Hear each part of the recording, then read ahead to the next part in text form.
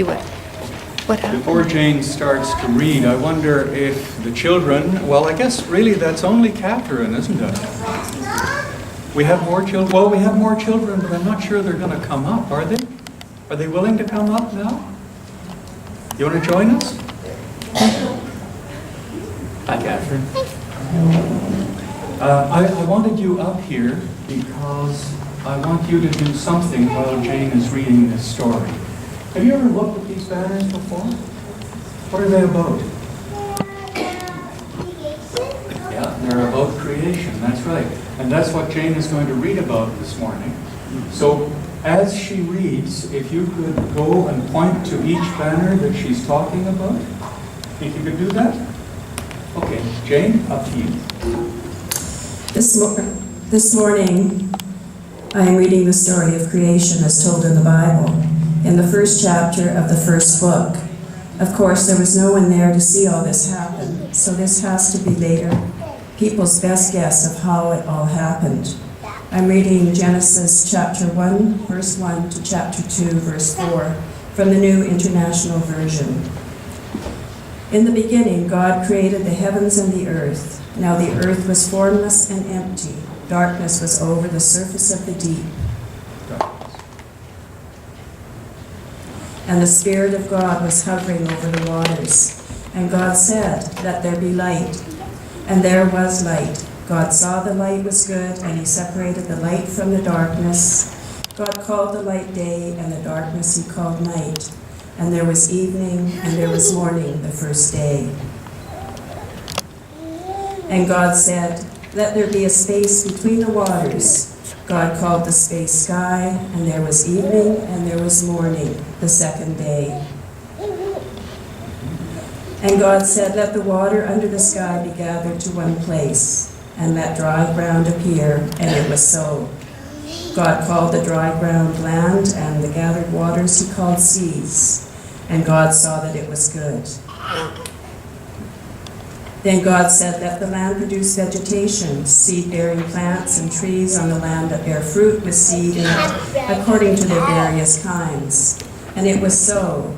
And God saw that it was good.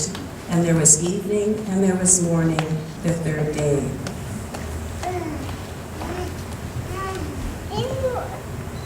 And God said, "Let there be light in the sky to separate the day from the night."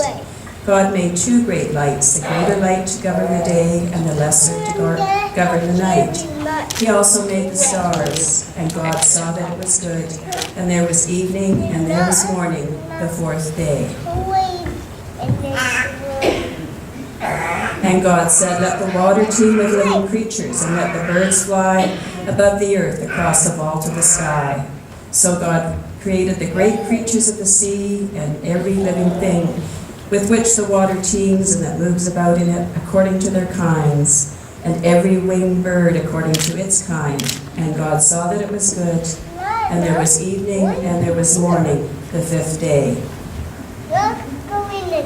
And God said, "Let the land produce living creatures according to their kinds, the livestock, the creatures that creep along the ground, and the wild animals, each according to its kind." And it was so. And God saw that it was good.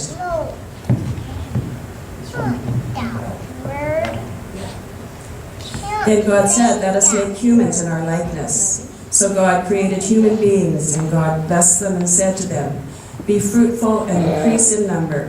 I give you every seed-bearing plant on the face of the whole earth, and every tree that has fruit with seed in it. They will be yours for food. And to all the beasts of the earth, and all the birds in the sky, and all the creatures that move along the ground, everything that has breath of life in it, I give every green plant for food." And it was so. God saw all that God had made, and it was very good. And there was evening, and there was morning the sixth day. Thus the heavens and the earth were completed. By the seventh day, God had finished the work, so on the seventh day, God rested. And now I have another. Is that going this time? Okay. And now I have a second story Just stay there, Jen. It's okay. Which comes from a little book called Does God Have a Big Toe? Good question. Does God have a big toe? Does God have whiskers growing in his ears? Does God get pimples when he's young? Anyway, this book doesn't have very many pictures in it. There's only one picture, and it's not a great one. So I thought I would put up my own pictures. And there's the first one. Before there was anything, there was God and a few angels and a huge swirling blob of rocks and water with no place to go. And the angels asked God, "Why don't you clean up this mess?" So God collected the rocks from the huge swirling blob and put them all in clumps and said, "Some of these clumps will be planets, and some will be stars, and some of these rocks will just be rocks." So God collected water from the huge swirling blob and put it into the pools of water. And he said, "Some of these pools of water will be oceans, and some of them will be clouds, and some of this water will be just water." And then the angel said, "Well, God, it's a lot neater now, but is it finished?" And God said, "Nope." And so on some of the rocks, God put growing things and creeping things and things that only God knows what they are. And when God had done all this, the angels asked God, "Is the world finished now?" And God said, "Nope." So God made some animals. Big ones. That's a bear. And little ones. Big ones who had little ones. That's an elephant. And things that flew in through the sky. And some things that nobody knew quite what they were. And the angels asked, "Is the world finished now?" And God said, "Nope." So God made people. God made men and women and children from some of the water and dust. And then God said to them, "I'm tired now. Would you finish up the world for me? Really, it's almost complete." But the man and woman said, "We don't know how to finish the world alone. We've got the plans, and we're much too little." "You're actually big enough," God said. "But I agree to this. If you keep trying to finish the world, I will be your partner." And the people asked, "What's a partner?"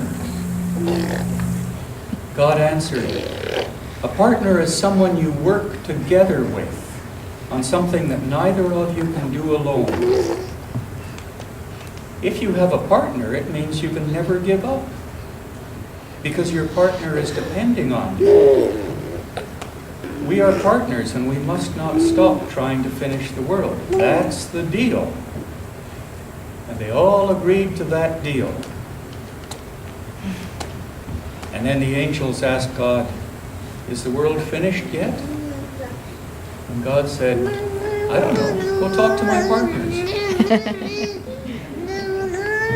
So who do you suppose he meant by partners? You? You? Everybody.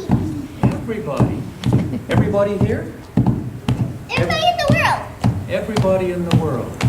Yeah, I think that's right. God expects us to finish off the world for him.